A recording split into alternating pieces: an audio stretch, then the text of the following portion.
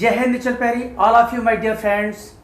आज के एपिसोड में हम आपको एक ऐसी सक्सेस से रूबरू करा रहे हैं जिनका नाम है मोहतरमा गीता शाक्य। गीता शाक्य जिला औरैया से हैं, राज्यसभा मेंबर हैं, बीजेपी से यूपी से बिलोंग करती हैं और भारतीय जनता पार्टी से महिला विंग की प्रदेश अध्यक्ष भी हैं।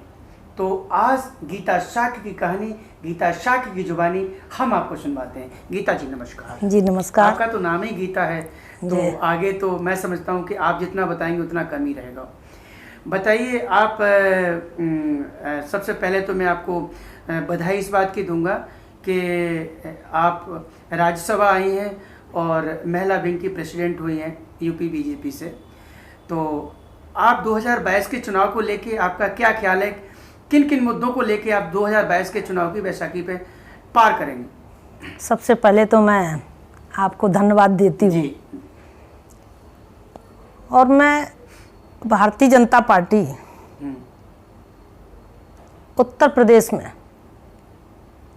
2017 में पूर्ण बहुमत से सरकार रही और केंद्र में हमारी सरकार आप देख रहे हैं 2014 से लेके 2019 में लगातार केंद्र और प्रदेश की सरकार ने तमाम ऐसी योजनाएं बनाई जो वास्तविक में गांव में रहने वाले, चाहे वो किसी जात धर्म समुदाय के लोग हों, जिनको जो चीज़ मिलना चाहिए थी वहां तक पहुंचाने की कोशिश की। और लगातार हम लोग उत्तर प्रदेश में, मुझे ध्यान आ रहा है कि 2017 के पहले समाजवादी पार्टी की सरकार थी जी। और जब मैं गांव में जाती थी तो लड़कियां और महिलाएं सुरक्षित नहीं थी जी। और जब कहीं जाते थे तो लड़कियां यही कहती थी कि शाम को वापस घर आ जाएं तभी मैं मानती कि मैं सुरक्षित हूं। लेकिन उत्तर प्रदेश के यशस्वी मुख्यमंत्री आदरणीय योगी जी ने जी। मैं तो समझती हूँ कि उन्होंने यही सब चीज़ों पर लेके जो देखा है, उन्होंने सबसे पहले महिलाओं की सुरक्षा के लिए, बेटियों की सुरक्षा के लिए एंटी रोमियो स्क्वाड बनाया, जिससे कि बेटियां वास्तव में काफ़ी हद तक सुरक्षित हैं।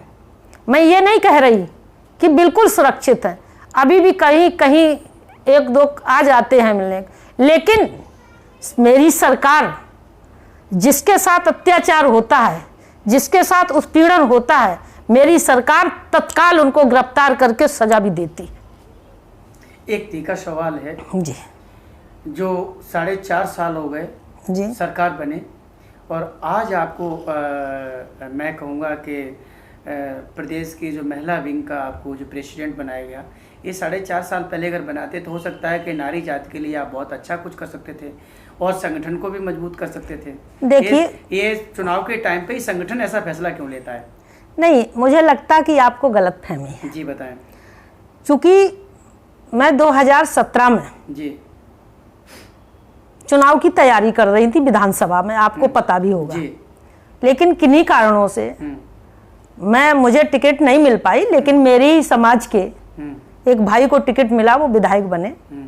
लेकिन भारतीय जनता पार्टी ने, मैं उस समय प्रदेश की टीम में काम करती थी जी, प्रदेश मंत्री के तौर पर, लेकिन भारतीय जनता पार्टी ने मुझे जिला का अध्यक्ष, और आप जानते हैं जिला का अध्यक्ष सरकार में होना एक बहुत महत्वपूर्ण बड़ी होती है, और मैं ओबीसी के थी। ठीक है। जबकि आप देखिए कि औरैया सदर से प्रदेश का पोर्टफोलियो तो अभी मिला है ना आपको? नहीं, आप देखिए, मैं लगातार जिला की अध्यक्ष रही। अध्यक्ष रहने के बाद जी मैंने जैसे ही जिला अध्यक्ष छोड़ी, मुझे राज्यसभा में बुला लिया गया। मैंने तो कभी सपने भी नहीं देखे थे।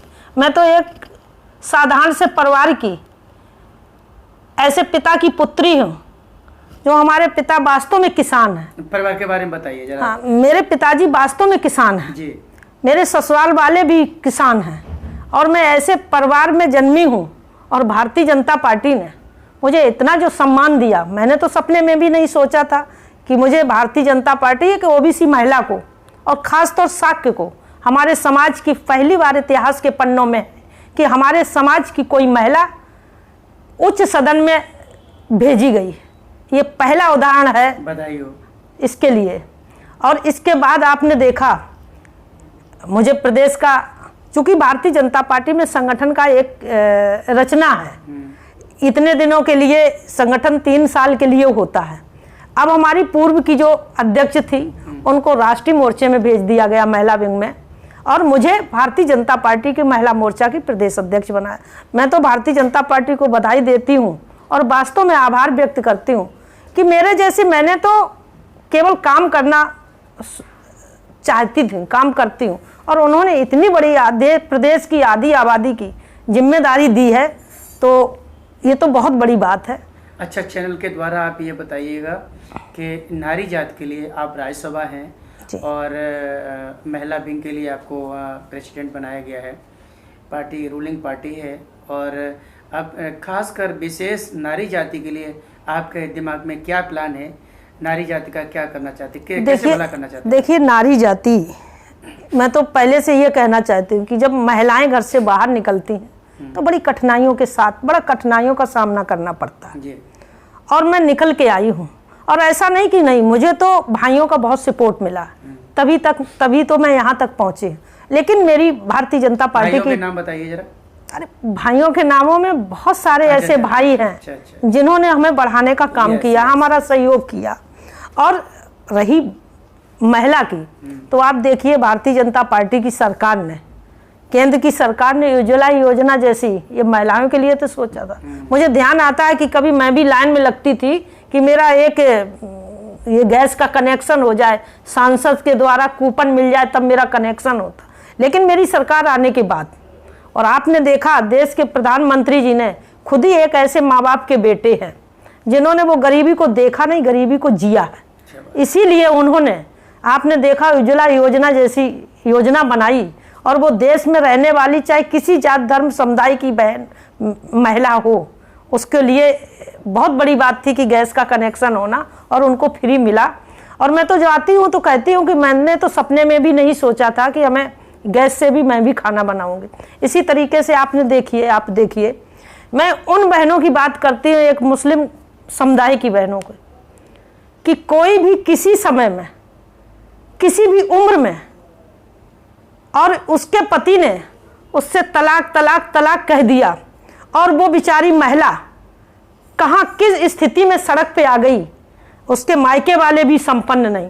तो इसकी ध्यान में रखते हुए हमारे देश के प्रधानमंत्री ने जो महिला के लिए ये 53 तलाक का कानून लाई, ये बहुत ही सराहनीय। और उन बहनों को मेरा तो रूह कांप जाता है कि जब ये मैं सुनती कि इस तरीके से तलाक हो जाता और मुस्लिम महिला घूमती है। इसी तरीके से आप देखिए कि हमारी सरकार ने लगातार जनधन योजना की बात, उसमें सबसे ज़्यादा महिलाओं के खाते खुले हैं, सबसे ज़्यादा मैं तो देखती हूँ। और चाहे वो किसान महिला हो, उनके लिए भी किसान सम्मान निधि देने का काम किया।